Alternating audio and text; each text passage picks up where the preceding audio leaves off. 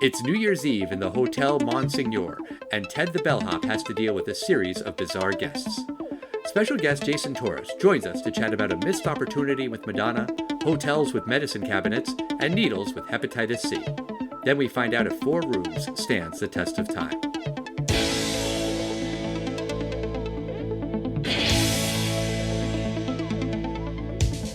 Test of time, James and Alan have their say. Do the movies you love still hold up today? James says gladiator with a glut. Alan says as a father, blah blah. It's the test of time, James and Alan have their say. Do the movies you love still hold up today? Test of time, James and Alan have their say. Do the movies you love still hold up today? Hello, everyone, and welcome to the last episode of 2024. It's the Test of Time podcast. I'm James Brief, and joining me as always is Alan Noah. How are you, Al? I am doing very well, and we have a special guest joining us, coming back on the show. It's Jason Torres. Welcome back, Jason. Welcome back. Hey, thanks for having me. Yeah. I'm really glad to have you back on the show.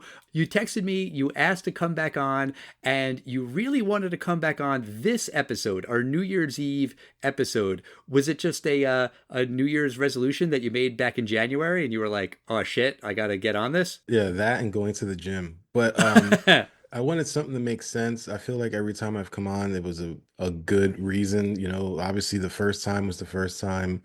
The second time, I picked a different movie because you didn't like the first one. And then the third time, it was a movie that I'd never seen before. And I thought that'd be a fun wrinkle. And then this time, I just looked at the calendar and thought something thematic, either in the New Year's Eve or New Year's space, or maybe an older movie that took place in the future world of 2025 or something like that. To remind our listeners, we've talked about 3 really interesting films in the past with you.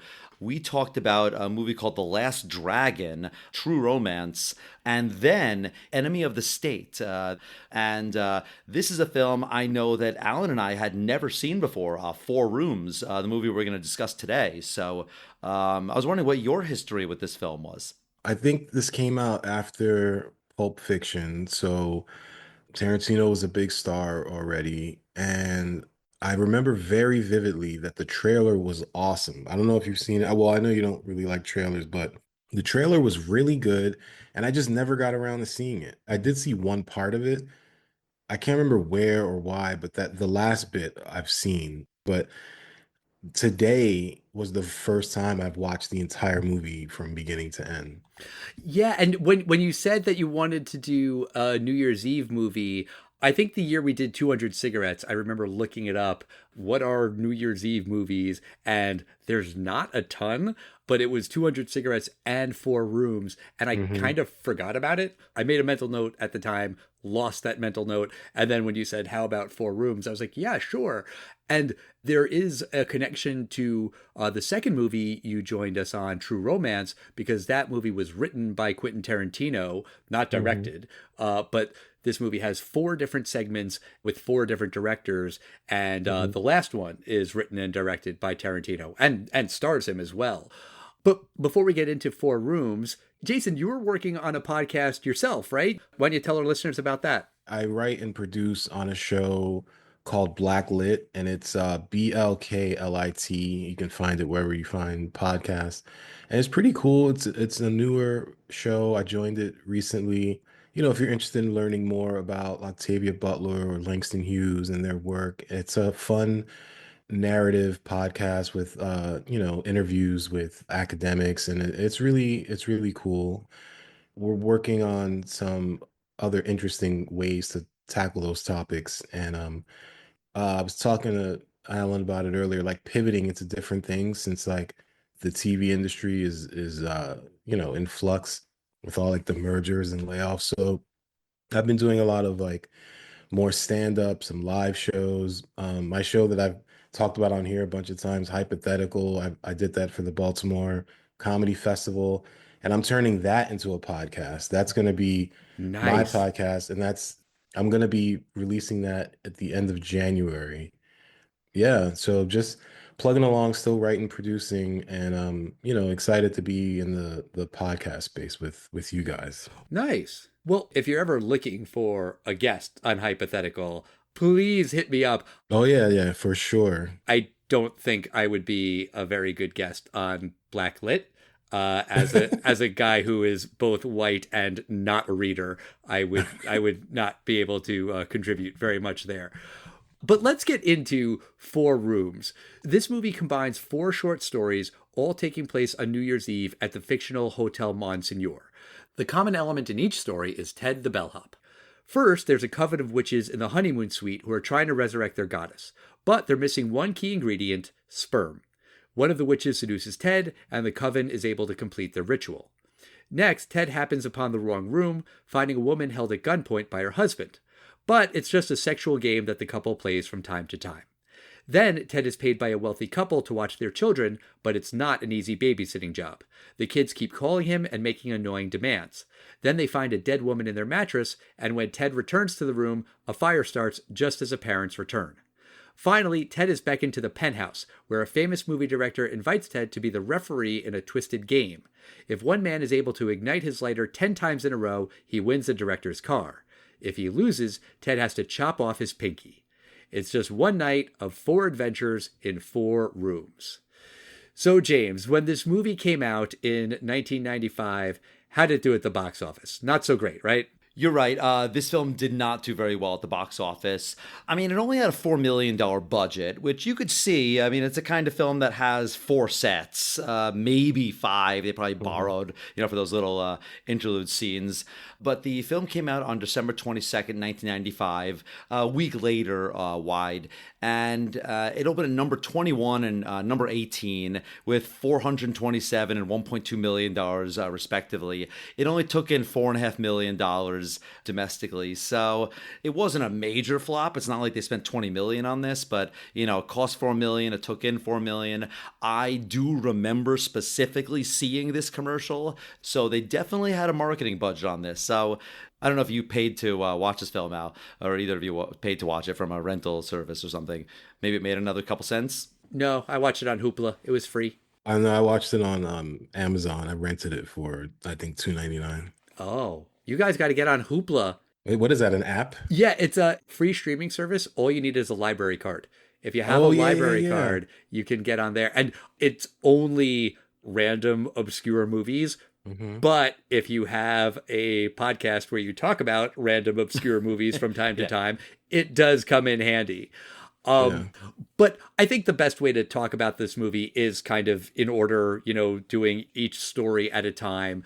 So the first chapter, I guess, is called The Honeymoon Suite, The Missing Ingredient. This one was written and directed by Allison Anders.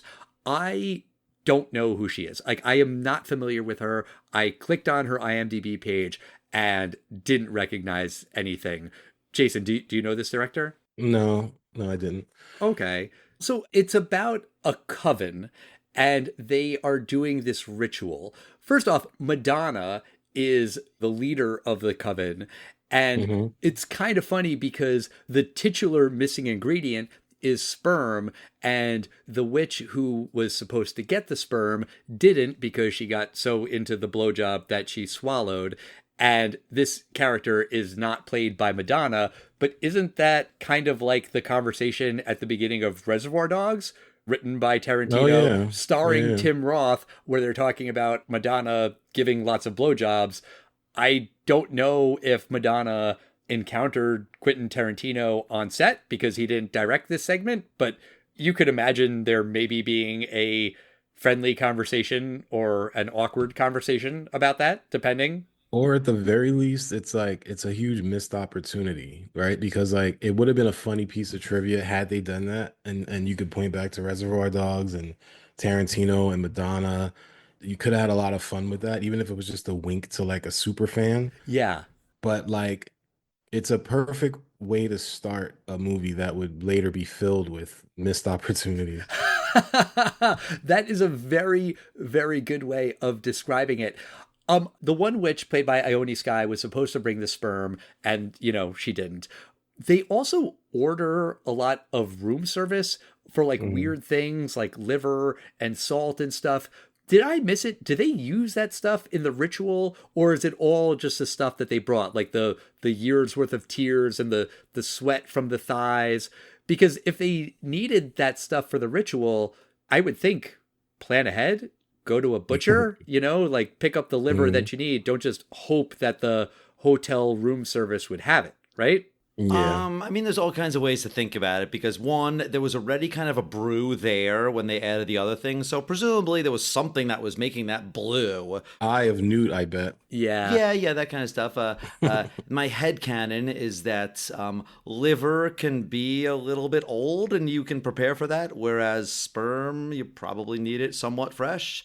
I felt like that line when she was saying, I tried to get the sperm, but I swallowed it.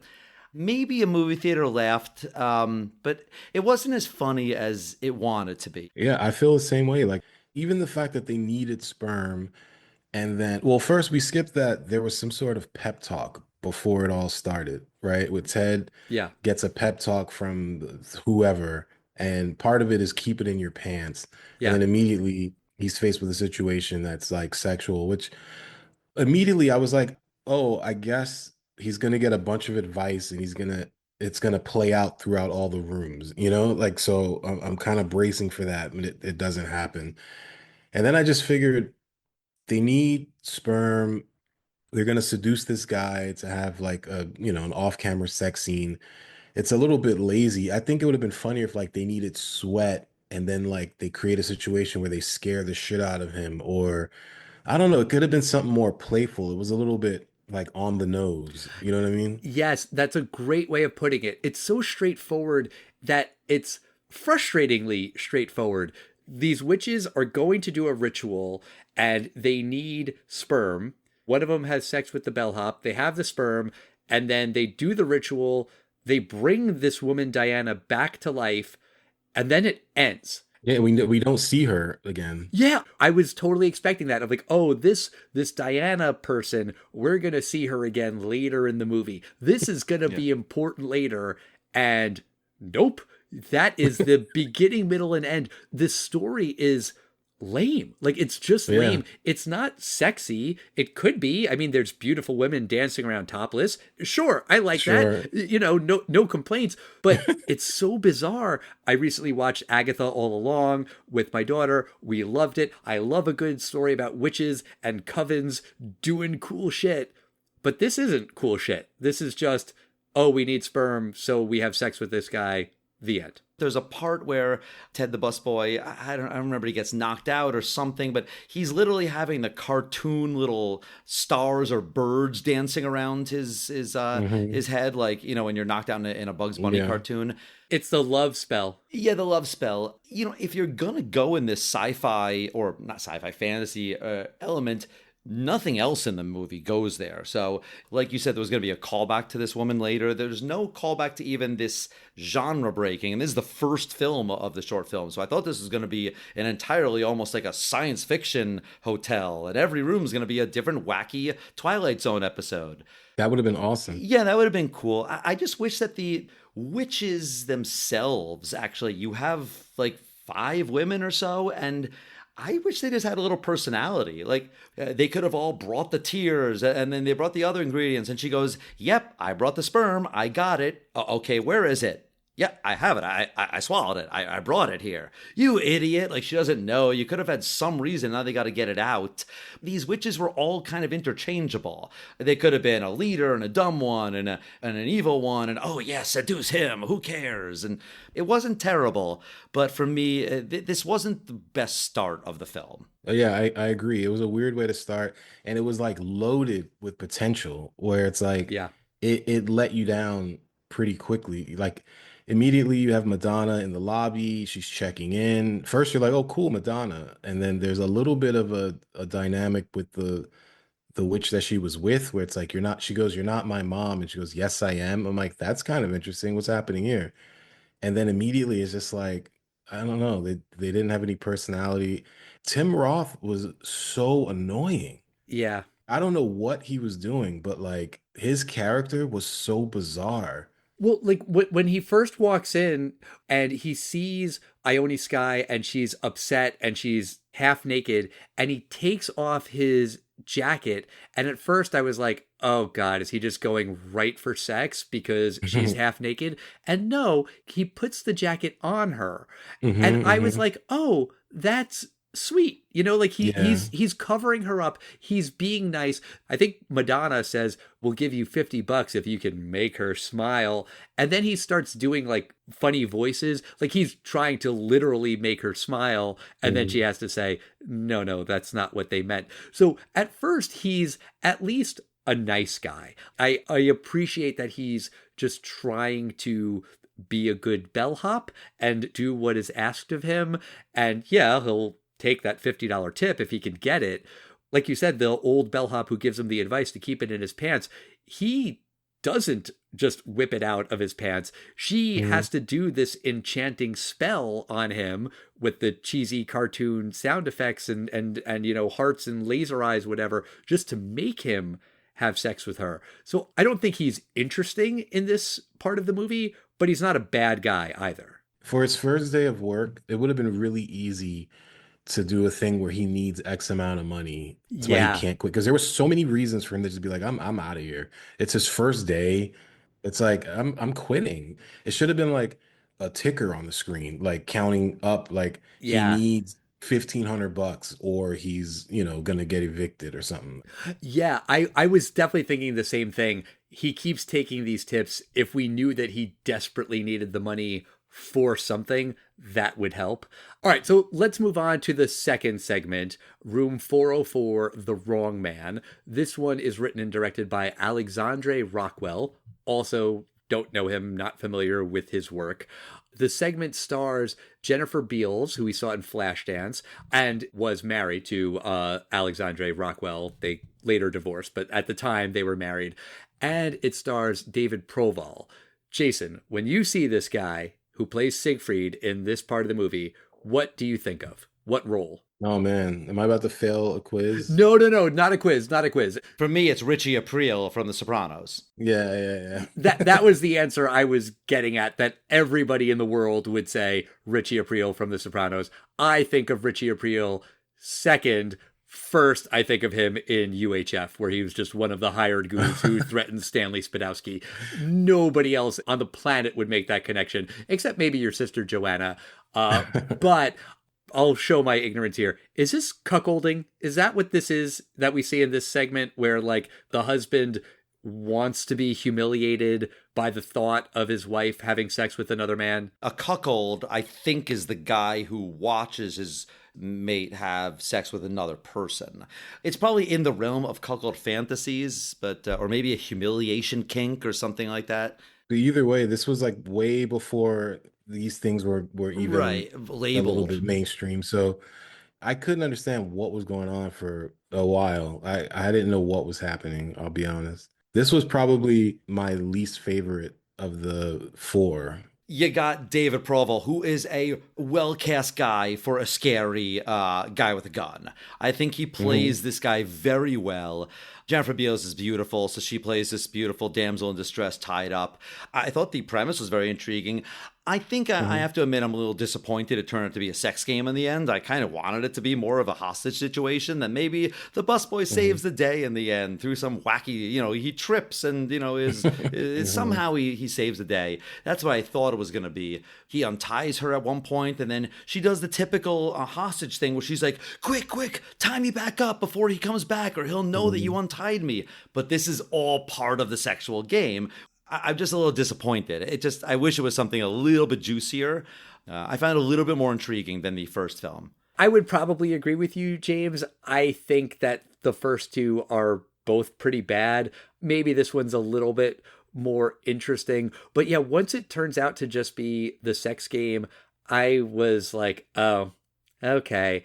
When he goes into the bathroom looking for the nitro drug that's going to resuscitate him after he has a heart attack, there's a lot of blood in the bathroom and that's never explained, which is, Yeah. maybe okay. But then I was wondering if that was maybe connected to the dead body in the third segment, which maybe it is. There's no clear indication of that. Also, he's looking for the drugs in the medicine cabinet.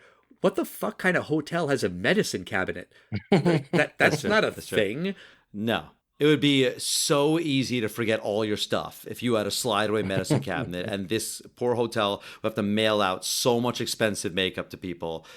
One thing in this film I did like, I think it was my favorite shot of the entire movie, is the scene when Tim Roth is leaning out of this really small window. It's just a really cool set that they built. I think it's a really neat little cross section of a 2-story building. He's contorted himself in a very interesting way. But then you quickly notice he's on like the 8th floor, so it's not like he's going to escape. I thought it was funny where he's trying to talk to the person above him. Excuse me, I found myself in a little bit of a predicament. Could you please call the police? And the guy just vomits on him in the face and possibly in his mouth and nose because he's facing directly into the vomit. So, there's few things that sound worse than that in life. And that would certainly make me want to quit a minimum wage job. This story also has a disappointing ending where it ends with him just running out of the room, which, fine, sure, that makes sense, but also, well, why didn't he just do that before? And why doesn't he do that every time? Yeah, they get all in like that. Well, because the guy had the gun in the beginning. But he just leaves. It's an anticlimactic ending. You're right. I don't think I wanted to see him have sex with the wife while the husband watched. Like, I don't know what would have been a better ending, but I think him just deciding to up and leave is a bad ending. It was anticlimactic, to be sure. Well, the only thing you do get is Jessica Biel, who's stunning, but also there's a seed planted for her to come back later, but Right. also that's kind of a dud too. Yeah. But before we get to that last one where she comes back, let's go to the 3rd chapter, which is called The Misbehaviors. This is written and directed by Robert Rodriguez, and I'll just say right out of the gate, far and away, this is my favorite segment of the movie. There's a big jump in quality, you're right. Yeah, like the kids that are in this part are adorable and they're really funny. A lot of it is just talking about stinky feet, which feels out of place with a lot of the sex and violence in the first 2 segments, but there's a lot more happening in this part of the movie. And there's a payoff to the stinky feet. Yes, ultimately it's not each other's feet that they're smelling, but the dead woman inside the bed. Yeah, it's such an interesting film to watch from Robert Rodriguez because he has not done Spy Kids. And this is probably where he said, oh, I love working with kids. Like, this is great. Those 2 kids are fantastic. But it's cool to see Antonio Banderas and him, they're frequent collaborators. So that was super cool. This one is like, it's so good. I thought a little bit like maybe this one should have been first or something. I don't know, but it's really good. And the whole vibe is different. You can really tell that like each segment was owned by their creator, like what didn't appear to be like anyone had any oversight over the entire thing. And it says executive produced by Tarantino, but I don't know. I guess he was pretty hands off because like it shouldn't be that jarring from room to room where you can see that like, all right, this guy is operating on a completely different level. And it's really no surprise that he and Tarantino are the 2 names that everyone who talks about this movie says Robert Rodriguez, Quentin Tarantino, and 2 other people. Right. There is a little bit of connective tissue with this one and the one that came before, where the daughter calls up and asks about a needle, and it's Richie Aprile, the husband from the second one. So when that happens in that part of the movie, you don't hear the other side of the conversation, and now you do. So there is that little tiny bit of connective tissue, which doesn't really matter. You're not desperately wondering what was on the other side of that call, and then you find out. But she's calling and asking about the hypodermic needle, which she finds in the drawer, and she pokes herself. The little girl pokes herself with a hypodermic needle, and as a father, I'm watching that and I'm thinking, okay, now this is not zany antics with kids left alone in a hotel room. This is now a medical emergency. And Right. obviously, that's not where this movie is going. I didn't expect it to go in that direction, but I was definitely thinking that everything stops now. You need to take that kid immediately to an emergency room and Right. get her tested. And later, Ted gets stabbed with a hypodermic needle, and he kind of makes a passing comment of, I've been infected by God knows what. And, he doesn't really seem too perturbed by it. But no, that's very scary. Yeah. Oh, I agree. To be fair, your chances of acquiring HIV are like 0.4% if there's blood in there. However, your chances of getting hepatitis C is about 20% if you're stabbed with a needle. I mean, I still wouldn't roll the dice with either of those, and you immediately go to the emergency room. Those statistics, I feel like, are on a slide I saw 15 years ago that could be outdated. Let's just say she's statistically probably okay. Oh, good. Yeah. The other thing about this that I thought was really, really funny is the whole premise is that the husband and wife are going out for New Year's Eve and they're ditching the kids. And when they come back, the wife is completely, totally passed out, but she has a death grip on the bottle of booze. Yeah, I thought that was funny. I thought that was hilarious because, of course, if you're that passed out, you're not holding on to a bottle. That was just a small touch that I thought was really, really funny. The ending of this one is not the best. It's definitely better than the ending of the first two, where it's the worst possible time for them to come back. There's a dead body. Ted's got the leg. The room's on fire. They're watching the sexy TV channel. And he just says, did they misbehave? Because that was the whole thing. Don't misbehave. It's not hilarious. It's a little bit of a kind of a thing. It was so much better than the first two endings that I loved it, even though it's not really that lovable. I have to disagree with you. I thought that ending was hysterical. I laughed out loud because he didn't say, were they misbehaving? Antonio Banderas said, and I apologize, Mr. Banderas, I'm going to try to do it the way you said it so brilliantly. He was just like, were they misbehaving? There's fire and needles, and he just cares. Did these kids misbehave? Did they go to bed before midnight on New Year's Eve? That's his number one priority. I just thought the way he delivered it with the room on fire, I laughed out loud. I loved it. I took it as like he knew there was nothing he could do to keep them from misbehaving. He was like, so did they misbehave? Clearly they did. Like it was almost like a wink to them. Like he's not mad because he knows his kids, and so Ted's kind of off the hook. You know what I mean? Yeah. I also thought it was kind of crazy that he gave him the money first. That's true. He should have given the money after. That bothered me. Yeah, I always pay babysitters after. Right. I didn't notice this until the end credits, but that was Selma Hayek on the TV. Yes. And I saw this after I watched the movie also. The cartoon they put on a couple times was an original for this movie. Oh, Because I really? wondered what that was. Yeah, it was a cat shot a mouse with a gun that had a cork in it. And I remember even saying, I was like, what cartoon is that?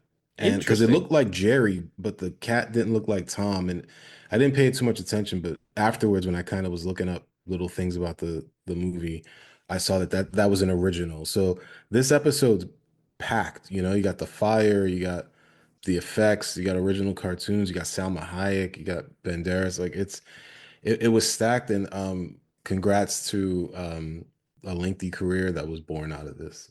Right.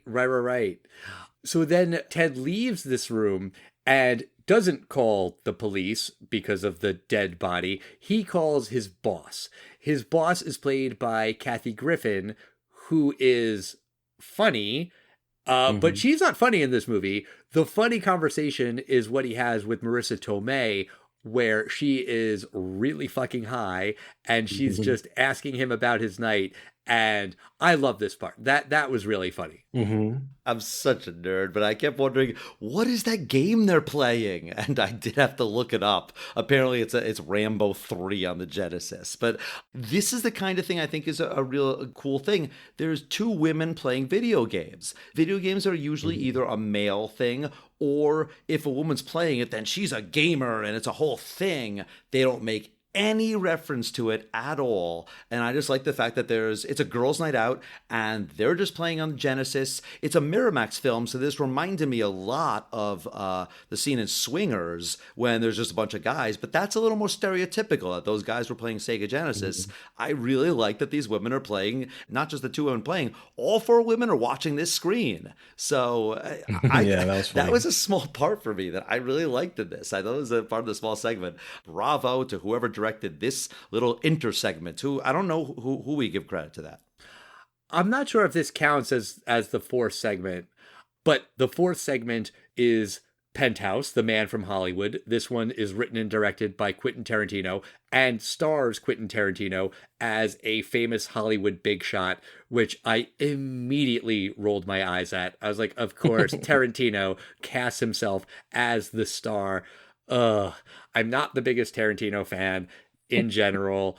And I think it's towards the beginning, maybe not the very beginning, but when Ted arrives in the penthouse, there's a oneer, which is kind of a Tarantino thing. And I'm definitely biased because we just watched Magnolia and Paul Thomas Anderson does a really impressive oneer in that movie. And then we were talking about the oneer in Boogie Nights and the one in Goodfellas. What's a oneer again, Al? A oneer is a one long shot, one long take. And those other ones that I just mentioned, those require precision and choreography with all of the actors and the lighting and the director of photography and the extras, all of it.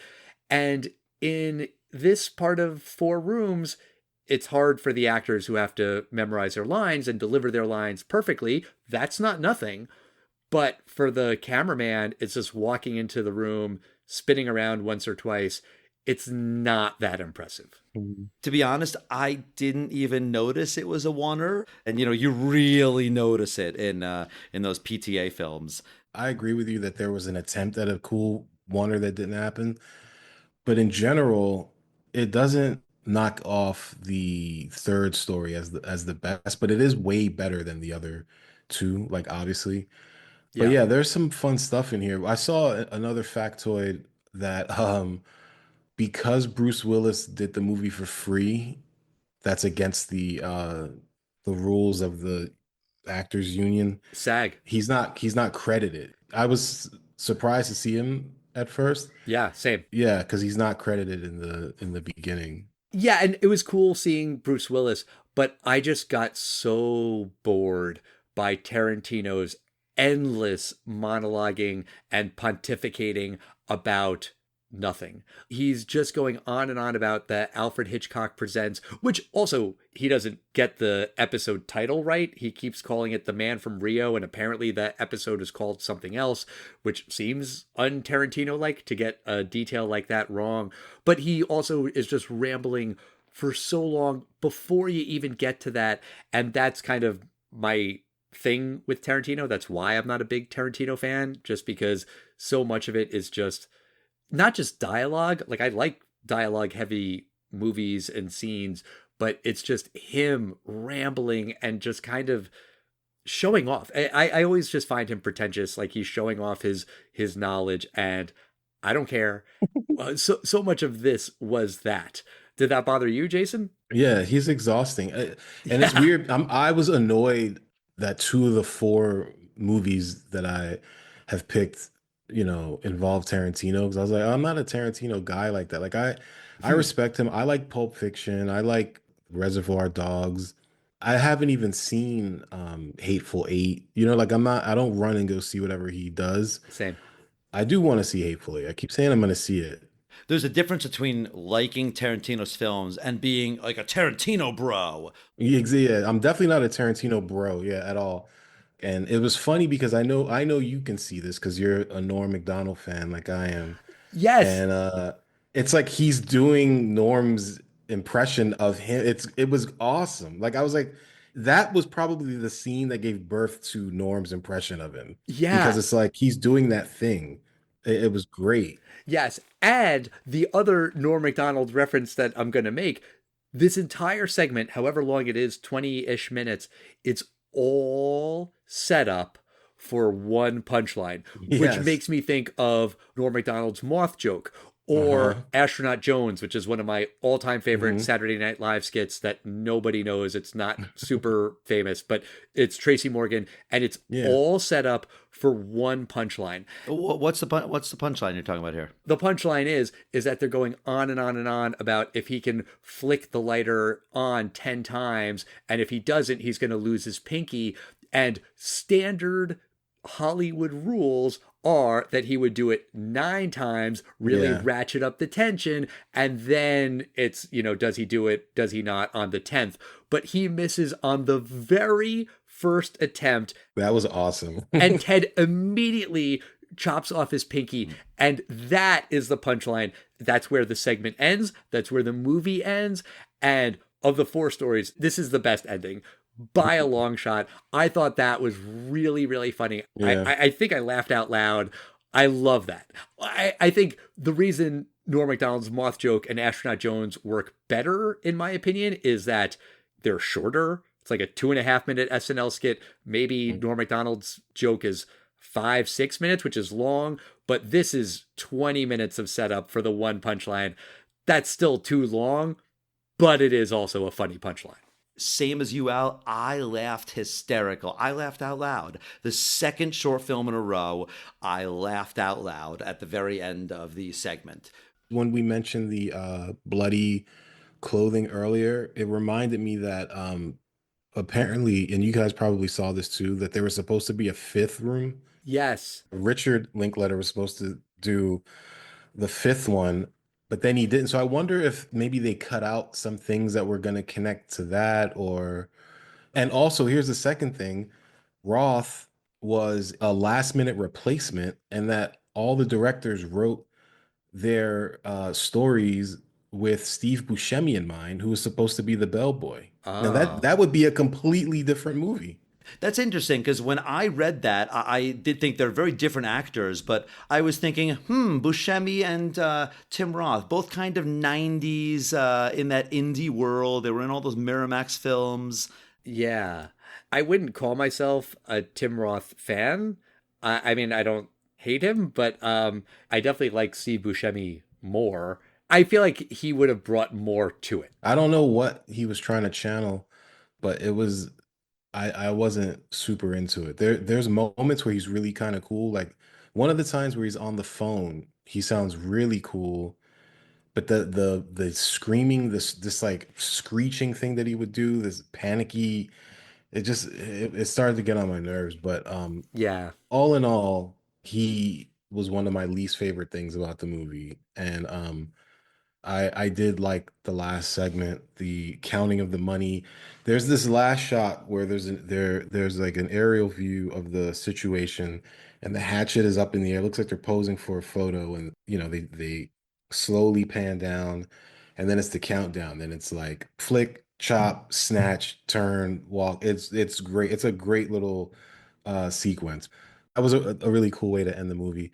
I just wish that like that last bit of money could have like saved the day or something. Like you're rooting for him, but not really. You're kind of just like observing him. I just wanted more out of the lead who's supposed to be tying all these things together. Yeah, he's the thread, but you don't care about him. Right, right. Right. I had mentioned years ago I saw this segment, and I remember vaguely when he walks in and he sees what's her name from the other Jessica. Oh, Angela, Jennifer Beals. Yeah, he walks in and he sees Jennifer Beals and he reacts and recoils.